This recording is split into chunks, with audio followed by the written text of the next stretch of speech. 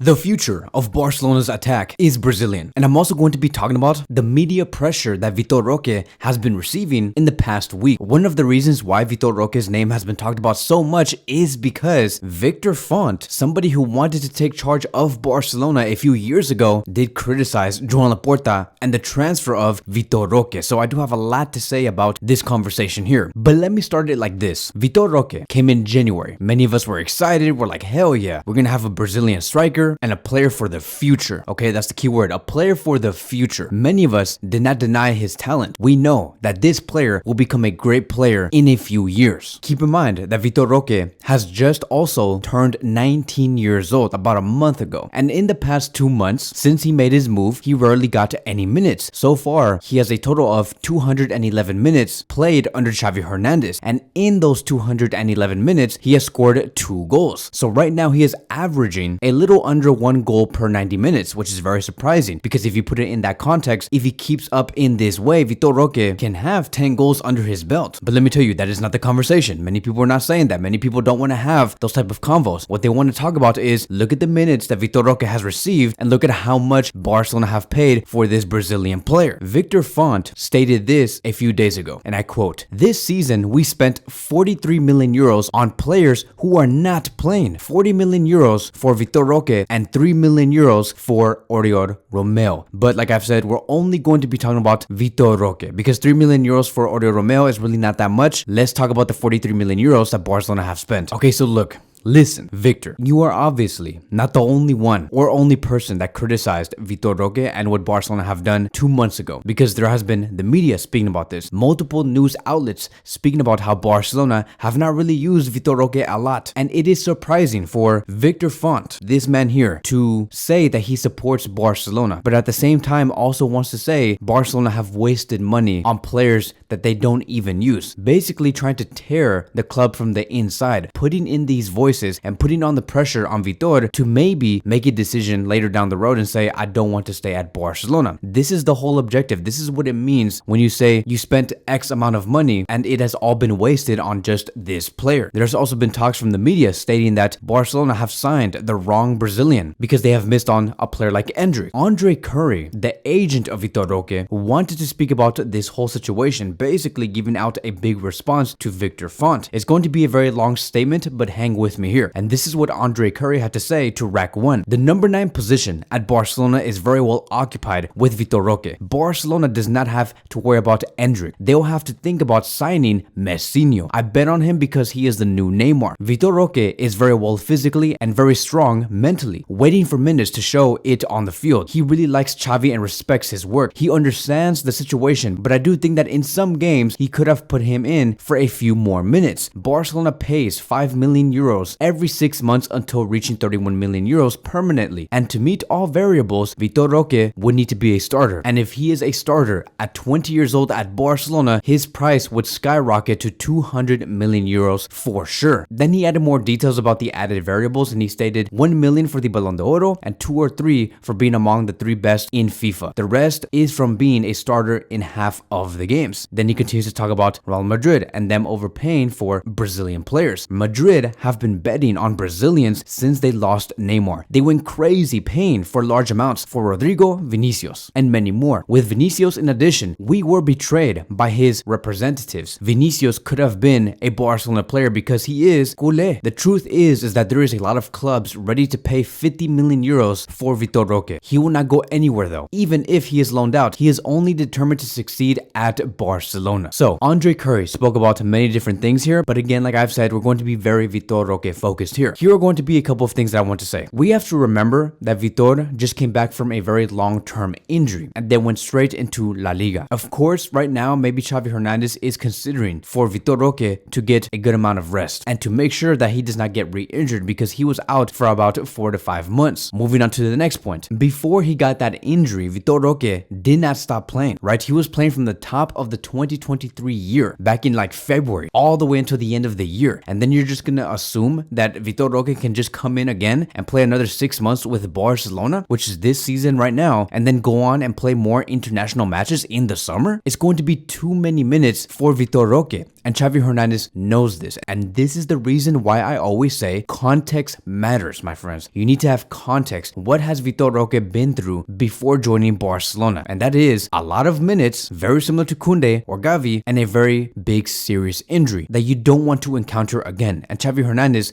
knows this. Also, to the people who want to complain about the minutes of Vitor Roque, whether it's Victor Font or whoever from the media, Mundo Deportivo, Rack 1, whatever, right? The fans from Twitter, Real Madrid fans, if you want to complain about the minutes and laugh at the fact that Barcelona have supposedly wasted 43 million euros, at least make it make sense. Be justifiable. Because if you want to talk about players that have supposedly been wasted, talk about Arda Güler. Arda Güler came in August, not even in January. Yes, Arda Güler went through an injury earlier this season, but still, overall, he has been available, but has barely been used. You can say, but Kevin, no, Arda Güler scored. Do you not just see Güler score a couple of days ago? Yes, of course, but Vitor Roque, like I did state in the beginning of this video, has 2 goals. What's your point? It does not matter. Real Madrid also spent 25 million euros on Arda Güler, and he has only played 36 minutes. 36 minutes since he came in August. Vitor Roque has 220 minutes. So if you're going to be speaking about and taking down Vitor Roque and Barcelona, speak about Arda Güler first. But no, the conversation right now at Real Madrid, like as a whole, like the whole media, I'm talking about ESPN, I'm talking about the people on Twitter, the people on Instagram, the people on YouTube, Victor Font, like everybody. This is going to apply for everybody. Everybody's attitude to Real Madrid is this: no, don't put pressure on Ancelotti.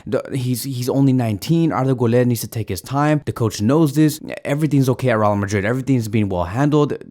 Leave them alone. You can't put pressure on them. You have to give them time. That is the attitude to Real Madrid. That is the type of statements they say to Real Madrid. But at Barcelona, everything is chaos. Everything is like, oh my God, Xavi's finished. He does not know what he's doing. He's signing these Brazilian players and he doesn't know how to use them. He's barely using the players, and they have wasted 43 million euros. Everything is anxiety. Everything is chaos at Barcelona. But at Real Madrid, it's different. We can even move on to Vinicius. Vinicius, back in the 2018-19 season, when he first came in at the age of 18 years old, went to Real Madrid's B team at the age of 18 years old, a year younger than Vitor Roque. Eventually, Real Madrid promoted Vinicius to the first team because he was just too good for the B team. And in the first season with Real Madrid, he was implemented in 31 matches and had 4 goals and 8 assists. Not close to what Vinicius is today. Not even close. Then you move on to the next season, 2019-2020 season. It was even worse for him. He produced less, even though he played more. 38 matches played, 5 goals and 3 assists. And then you went on to the 2020-2021 season. And again, it got even worse. He got included into 49 matches and scored 6 goals and provided 4 assists. He played 11 more matches on his third season compared to the second one, and still only scored again 6 goals and 4 assists. What is this trying to tell us, right? Because if you look at the other seasons, you can see that he just exploded. We see the Vinicius that we see today. But what is the lesson? The lesson is this: it's not me trying to trash on Vinicius. That is not the point that I'm making here. I'm not trying to say that Vinicius was trash and that he's never going to be a good player. That is not what I'm trying to say. What I'm trying to tell you here, and the lesson is that it takes time to produce a world-class level in Europe. It takes time for you to become good and monumentally successful in your club. Vinicius is a great case here. And if anything, I'm trying to uplift and make a great case for Vinicius. Like I'm complimenting Vinicius here. But with Vitor Roque, you can't even give him 2 months or 3 months. You want to bash the player and make sure that Vitor Roque has no continuity at Barcelona. It's always different at Barcelona, always. And one of the factors on why Vinicius played a lot of minutes and matches since he joined, right, to 38 matches and then 49 matches and then 52 matches, the reason why is because at the end of the day, he did not really have competition on his left wing position. Vitor Roque at Barcelona has competition. He has Lewandowski, a world-class striker, a striker that can score a lot of goals like what we see today. He needs to switch with Lewandowski. And not just that, but when Vitor Roque does play, which is like, again, he played a total of 220 minutes, most of those minutes were used as him as a left winger. It's not even his natural position. And even then, you can feel the presence of the player, his hunger, his intensity, the runs that he makes behind the defense. We have to be patient, everybody. Everybody needs to hear this video. Everybody from the media to the fans need to know exactly what's going on. We can even talk about our own players. Let's talk about Neymar. We don't even have to talk about Real Madrid players. Neymar in the 2013-2014 season had all the privilege in the world to play all of the minutes and in all of the games. Something that Vitor Roque does not have, right? He does not have the privilege. Neymar and Vinicius did. Vitor Roque, no. Neymar, back in his first season, played 26 matches and only scored 9 goals and provided 8 assists. And that season was trophyless. Next season, under Luis Enrique, he blossomed, he exploded, he became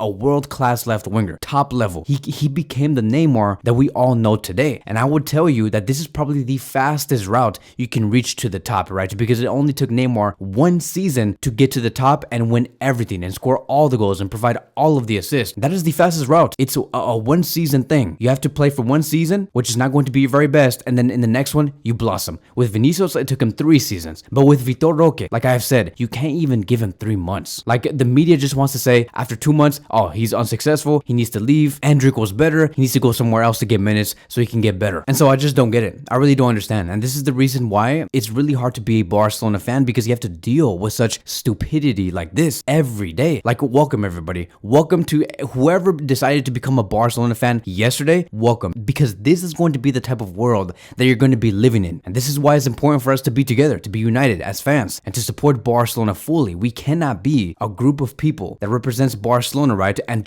tries to take down our own players. We cannot do that. We need to support Xavi. We need to support the players, Laporta, and everybody else to get through this and to be successful and to be the Barcelona that we need to be. And so the way that things are going right now, I like it. I like the way that Xavi Hernandez has been managing the minutes of Vitor. Yes, of course, we can always say that maybe he could have played a couple of more minutes, but overall, it has been very impressive. Right now, it's just a time for him to learn Spanish, learn the movements, the positioning, learning how to deal with the media pressure, like for example today. And even in the next season, I don't even care if Vitor Roque is still not a priority to play in the striker position. Next season should only be a transitional period and nothing more, because we do have to prepare for the exit of Lewandowski. Lewandowski clearly is going to be staying for another season, and by the time we get into the summer of 2025, Lewandowski will be leaving. And throughout that season, which will be next season, Lewandowski has to teach Vitor Roque everything on what he knows about scoring goals, positioning, etc. So I do expect Vitor next season to get more minutes than what we see right now, but definitely not get the minutes of, like, let's say Koundé. It's not going to happen. It's going to be like in between. I also expect Vitor Roque to reach 75% or maybe 65% of whatever Ronaldo Nazario was, because I do think that Vitor Roque and Ronaldo Nazario have very similar styles. And even if Vitor gets even 70% of whatever Ronaldo was, that would be very impressive. I don't expect Vitor to reach that level, like to be one of the best strikers of all time, which was Ronaldo Nazario, but he is going to be really, really good. And even 70 to 75% of that would be great. And I do think that in 3 years, right, it's not going to be tomorrow, it's not going to be next season, and maybe in 3 years, I would assume that he can compete in goals with Erling Haaland and Kylian Mbappe. It's just we have to nurture the player correctly, build the correct sporting plan, and everything else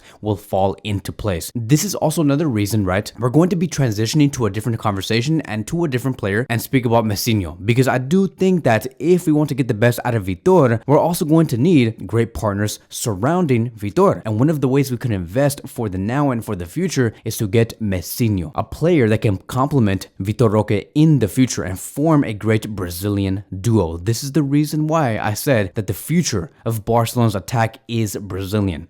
Messinho is a player that has been greatly inspired by Lionel Messi in terms of playing style. The control that he has with the ball is incredible, because in the way that he dribbles at such high speed, it's just amazing. Every time he dribbles with the ball and goes into the final third, the ball stuck to his feet is very similar to someone like Lionel Messi. Now, to make it clear, I'm only describing his style. It's not like his level. I'm not saying that he's going to reach the level of Messi. I don't think anybody can, but clearly when you see him play, he is inspired by the Argentine. He's extremely technical, but of course he has some weaknesses. Like his physicality needs to get way better, which makes sense because he is still only 16 or 17 years old. As a matter of fact, he cannot even move to Barcelona until like the summer of 2025 when he turns 18. So he's very raw, also delicate, and in order for him to improve on his physicality, he's gonna need more training in the gym. I do believe that Barcelona can achieve Messinho's signing, because back on October 2023, Messinho stated that he wants to only play for FC Barcelona because he grew up watching Neymar, Messi, and Luis Suarez back in the 2015 era, and it has been his dream to join Barcelona one day. He also stated that he would love to play at the new Camp Nou that is currently being built, and for him it would be a dream come true. So I can see in the future, maybe in 2026, Estevao Williams being paired with Vitor Roque